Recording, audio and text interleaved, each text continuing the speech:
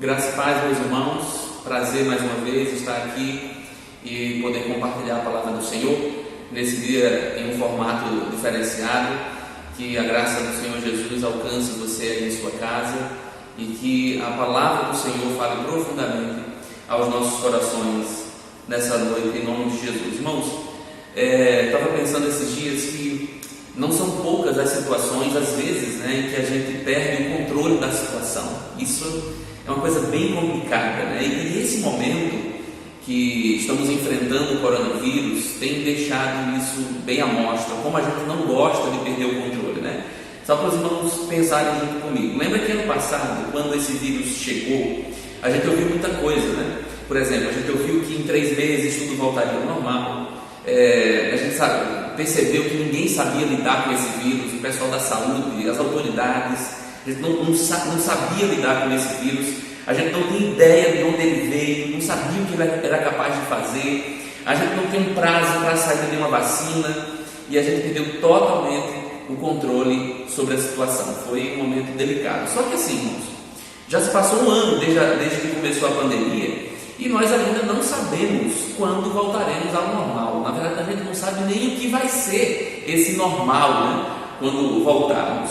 Nós sabemos, por exemplo, que há uma variante agora, totalmente desconhecida, talvez agora já estejam tentando estudar de maneira mais específica, mas a gente tem testemunhado um número de mortes assim, absurdo, e a gente ainda não tem nenhuma convicção da eficácia dessa vacina, ou pelo menos que ela é totalmente confiável. A gente tem visto aí esses debates e tudo mais. O certo, irmãos, é que a gente continua sem o controle, a gente continua sem saber, sem conseguir prever o que pode acontecer amanhã, o que vai acontecer amanhã.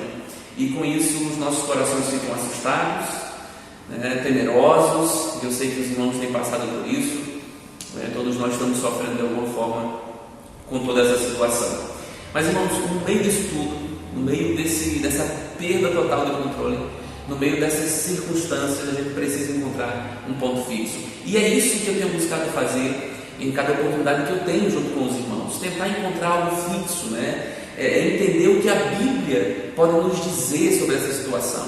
Por exemplo, o que é que a Bíblia nos fala sobre perder o controle, sobre não ter o controle da situação? Será que há algo que possa nos dar segurança, mesmo quando nós não estamos no controle? E aí eu quero compartilhar com os irmãos o texto do Salmo 11, o Salmo de Davi, quando ele diz assim: com Deus o Senhor estou seguro, não adianta me dizer, fuja como um pássaro para as montanhas, porque os maus já armaram seus arcos e de tocaia apontam as flechas para atirar nas pessoas direitas. O que pode fazer a pessoa honesta quando as leis e os bons costumes são desprezados? Como eu já falei para os irmãos, os salmos são coletâneas de histórias reais que os escritores viveram, Esses homens viveram essas histórias. Esse salmo, por exemplo, o Salmo 11, ele tem uma grande probabilidade de ter acontecido quando Absalão perseguia Davi. Quem é Absalão? Essa história está lá registrada em 2 Samuel, a partir do capítulo 12, a segunda parte do capítulo 12. Absalão, ele era filho de Davi, ele havia assassinado o seu irmão Amon, e que também era filho de Davi, e por conta disso ele fugiu de Jerusalém e passou um tempo distante, esperando acalmar, abaixar a poeira para que ele voltasse para Jerusalém. O que aconteceu só depois de 3 anos. Depois de 3 anos, Absalão, o assassino, volta para Jerusalém e ele começa a bolar um plano terrível, que é tomar o trono da mão do seu pai. E aí ele começa, segundo o texto bíblico, conquistando o coração do povo de Israel. Se você olhar lá, segundo Samuel 15:6, vai dizer que Absalão estava conquistando o coração do povo de Israel. Ele estava minando a confiança que o povo tinha no seu pai Davi, para que ele pudesse dar o golpe muito em breve. Um tempo depois, não teve outra, veio o golpe e o famoso assassino Absalão foi a Hebrom, que era uma cidade muito conhecida na época, onde Davi iniciou seu reinado. Levou consigo 200 homens influentes, e esses homens nem sabiam o que estava acontecendo, e ele lá se proclama rei, e coloca Davi, seu pai, numa situação muito estreita. E aí muito provavelmente, começa esse salmo. Aqui começa o Salmo 11. Davi seria então caçado como um pássaro é perseguido pelo seu caçador. Pensa, depois você pode ler a história como um todo e você vai ver como Davi se portou nessa situação. A situação ficou caótica, porque Davi e todo Jerusalém começou a chorar por aquela situação. Todo mundo constrangido por aquela situação difícil. Tudo parecia ter desmoronado, né? Aquilo que parecia estável, o rei está lá governando com seu poder, com toda a sua glória. Davi era um grande rei. Ele se vê perseguido pelo seu próprio filho e ele tem que fugir de Jerusalém, fugir do palácio. Como um rei, né? Como cabeça da nação, o Davi deveria pensar em fugir de qualquer forma. E os montes, né? Está sendo sugerido para ele, os montes era justamente o melhor lugar para se esconder. Ele teria muitas opções de esconderijos ali. E aqui está o convite, né? Fuja para os montes, fuja para as montanhas. E apesar de todo aquele perigo iminente, Davi responde com uma fala de confiança. Ele diz assim: com Deus o Senhor eu estou seguro. Veja que maravilha, irmão. Para Davi, os montes podem até ser um destino, porque ele precisa fugir, mas a confiança dele não está nas montanhas, não está em encontrar um esconderijo. A confiança dele está no Senhor. O Senhor é o meu refúgio, é assim que ele fala, né? Se a gente lê em outras versões. Mesmo em meio ao desespero, Davi podia confiar em Deus. Irmãos, deixa eu dizer uma coisa para você. Vou fazer uma pergunta: será que nós podemos também confiar em Deus mesmo em meio ao desespero? Será que podemos? Eu quero trazer para os irmãos nessa noite algumas razões pelas quais nós podemos e devemos confiar mesmo em meio ao desespero. Primeira razão: porque Deus não muda. Foi isso que Davi acabou de nos dizer. O Senhor é o refúgio seguro, não são as montanhas. As coisas não mudaram, o Senhor não deixou de ser Deus. Deus continuou mesmo, Ele não muda.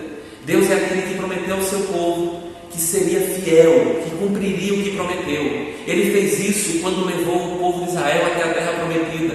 Ele fez isso quando nos enviou Cristo e fez uma nova aliança no seu sangue. Para Davi, essa ameaça de morte não anula a promessa de Deus, irmãos. A degradação da sociedade por meio desse governo perverso de Absalão não ameaça a promessa de Deus, não ameaça a soberania de Deus. Deus não mudou. O momento que nós temos vivido, irmãos, não faz com que Deus tenha mudado. Deus não mudou, Deus é o mesmo. O Senhor não perdeu o controle da situação. A ameaça de morte está batendo na nossa porta. Eu sei disso. Nós estamos vendo amigos e familiares partindo para a eternidade. Nós estamos presenciando um momento onde a política brasileira está cada vez mais egocêntrica. Discussões sérias que poderiam salvar vidas está se resumindo a ideologias políticas partidárias. Situações que seriam resolvidas facilmente viram motivos de briga. O confinamento tem trazido para nós consequências devastadoras. Famílias se digladiando, o desemprego tem aumentado, a fome tem batido a porta. E a nossa situação parece muito com essa de Davi. Parece uma situação digna de desespero. Mas em meio a tudo isso, a resposta bíblica é: Deus continua o mesmo. Deus não mudou. O que está em jogo, na verdade, irmãos, é a pergunta que a Bíblia nos faz: quem tem sido o nosso refúgio nesse tempo? Essa é a pergunta mais importante. Disseram para Davi: corra para os montes. E Davi responde: meu refúgio é o Senhor. Qual tem sido o seu refúgio, meu irmão? Para onde você tem corrido? Pode parecer que não, mas a gente tem muitos refúgios, muitos falsos refúgios, né? Eu chamaria de fugas. O que é que você faz quando bate a ansiedade? O que é que você faz quando você desaponta alguém e você quer ter a aprovação dessa pessoa? O que você faz quando percebe que o mundo não é um lugar seguro? O que você faz quando sabe que uma vacina pode blindar você? Cuidado com esses falsos refúgios. E eu sei que você pensou em tantos outros refúgios ali.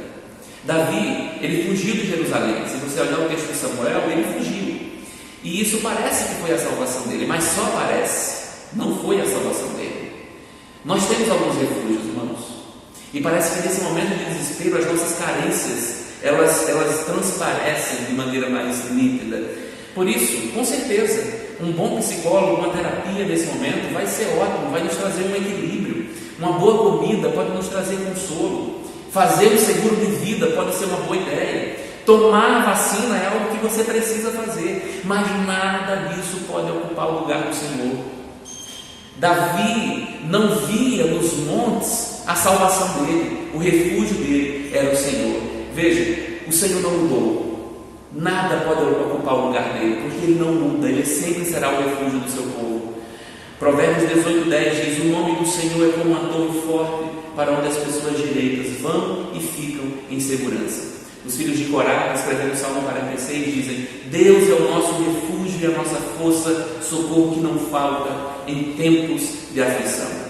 Deus é o lugar para onde nós devemos correr quando o mundo cai ao nosso redor. Deus não muda, nós é que mudamos, irmãos. Então, que mudemos para algo melhor nesse tempo de desespero. Então, podemos confiar mesmo em meio ao desespero? Sim, porque primeiro, o Senhor não muda. Segundo, porque Deus não perdeu o controle da situação. Veja o que diz o versículo 4 a 6 do Salmo 11. O Senhor Deus está no seu santo templo, o seu trono está no céu, ele vê todas as pessoas e sabe o que elas fazem. O Senhor examina os que lhe obedecem e também aqueles que são maus. Com todo o coração ele detesta os que gostam de praticar violência. Irmãos, Deus não perdeu o controle. Por mais que os fundamentos de uma sociedade tenham sido destruídos, os fundamentos do trono do Senhor permanecem fixos, sempre. A crise no mundo não afeta as bases do trono de Deus. Deus não foi pego de surpresa pela maldade humana em nenhum momento. O Senhor conhece, Ele discerne as atitudes dos corações dos homens, Ele conhece os corações. No Salmo, enquanto Davi passa por esse momento, o Senhor conhece como é o coração de Absalão, um coração sanguinário. Ele conhece o coração de Davi. Deus sabe que Absalão está disposto a continuar com o sangue nas mãos, mas ele sabe também que Davi é um homem que busca a sua face. Então, irmãos, Deus está vendo o que esse vírus tem feito, a destruição que tem causado nas famílias. Ele está vendo os males sociais que a nossa sociedade tem vivido. E como é que Deus reage a tudo isso? O texto diz que Ele, diante da crise, examina os bons e os maus, e Ele prova os corações como o fogo prova o metal. Aqueles que se aproveitam da situação para oprimir são tidos como inimigos de Deus. Aqueles que se aproveitam da fragilidade do próximo para praticar violência atraem para si o juízo de Deus. Irmãos, Deus está usando essa situação para provar os corações. É isso que o salmista está dizendo. A nossa fé está sendo provada nesses dias, mas está sendo provada não para sermos reprovados, mas para sermos aprovados pelo Senhor. Nós estamos sendo desafiados a entender que Deus não perdeu o controle. O apóstolo Pedro, escrevendo a sua primeira carta, diz que essas provações que nós estamos passando é só por algum tempo. Ele diz no versículo 7 do capítulo 1: essas provações são para mostrar que a fé que vocês têm é verdadeira, pois até o ouro que pode ser destruído é provado pelo fogo. Da mesma maneira, a fé que vocês têm, que vale muito mais do que o ouro, precisa ser provada para que continue firme. E assim vocês receberão aprovação, glória e honra no dia em que Jesus Cristo for revelado. A nossa fé aumenta quando ela é desafiada, meus irmãos. Então peça a Deus para que ajude você a olhar para esse momento como uma oportunidade para estar mais perto dele, para pensar sobre a sua soberania e de colocar a sua fé diante dele para ser provado, para que saia cada vez mais forte. Desde o seu trono, lá nos céus, até o coração dos homens, o Senhor tem todo o controle. Podemos confiar, mesmo em meio ao desespero, porque Ele não muda, porque Ele não perdeu o controle. E por fim, porque Ele provê um lugar seguro. Veja o que diz o versículo 6. Deus faz cair enxofre e brasa sobre os maus. Ele os castiga com ventos que queimam como fogo. O Senhor faz o que é certo e ama a honestidade. As pessoas que são obedientes a Ele viverão na sua presença. O texto diz: tanto o justo como o ímpio passa pelo fogo do Senhor, mas só o justo prevalecerá. Quando ele fala de enxofres e brasas, esse texto, essa expressão, lembra o que aconteceu com Sodoma e Gomorra, uma destruição repentina. Eles estavam adaptados a viver na injustiça e foram tomados pela justiça de Deus de maneira repentina. Vejam, o jovem Absalão, ele foi julgado e tido como culpado diante de Deus e logo foi destruído. Se você ler a história, você vai ver isso. Porque não há lugar para os ímpios, mas para os obedientes há um refúgio. É isso que o texto está nos dizendo. Davi termina o salmo da mesma maneira que começou. Ele começou dizendo que Deus é o refúgio dele, e ele termina dizendo que os obedientes viverão na presença do Senhor. Irmãos, aqui está a provisão de Deus para nós.